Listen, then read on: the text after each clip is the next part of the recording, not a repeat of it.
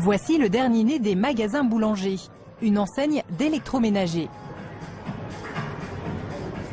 David Sourza est le directeur de cette boutique ouverte il y a moins d'1 an. Son pari, rendre glamour des machines à laver ou des cafetières. Et pour y parvenir, le directeur a un petit secret. Il veut mener le client par le bout du nez.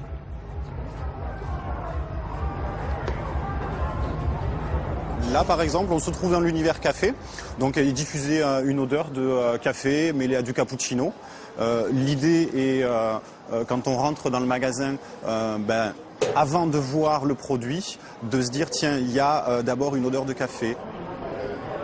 Cette odeur alléchante ne provient pas des machines à café. Elles sont toutes débranchées. Mais de ce placard, ou plus exactement de cette petite boîte, un diffuseur. Il y en a plusieurs dissimulés partout dans le magasin. Il dégage une vapeur parfumée censée mettre le client en condition d'achat. Au rayon téléviseur, surprise, ça sent l'herbe fraîchement coupée, grâce à un diffuseur installé entre 2 écrans. On le place de façon locale. Et en fonction des opérations commerciales ou de ce que l'on souhaite diffuser, on le met à tel ou tel endroit. Ça permet aussi de surprendre. On sait qu'on va être dans une période propice aux ventes de télévision, qui sera la Coupe du Monde.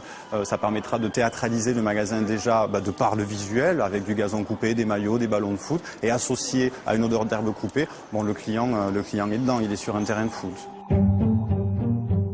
Ces senteurs artificielles permettent d'attirer les clients dans les rayons moins fréquentés.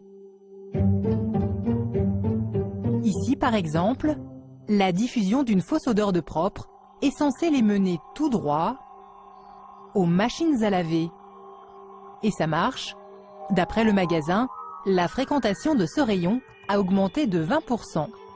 On est des commerçants et on est sur un seul concept qui est celui de faire découvrir nos magasins, que le client ait un maximum d'expérience et qu'à la sortie du magasin, acheter ou pas acheter, en tout cas qu'il ait vécu quelque chose.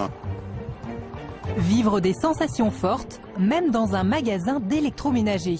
Cette idée séduit de nombreux commerces. Plus de 10 000 points de vente seraient équipés de diffuseurs de parfums. Derrière ces petites boîtes blanches se cache un vrai business, le marketing olfactif.